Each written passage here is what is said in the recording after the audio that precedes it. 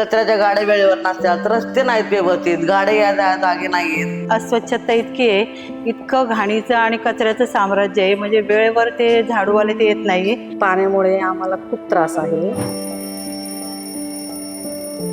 मी सायरा सय्यद 2017 पर्यंत आम्हाला जे सुखसुविधा होत्या त्या आता तात्पुरत्याच होत्या असं म्हणावं लागेल आम्हाला.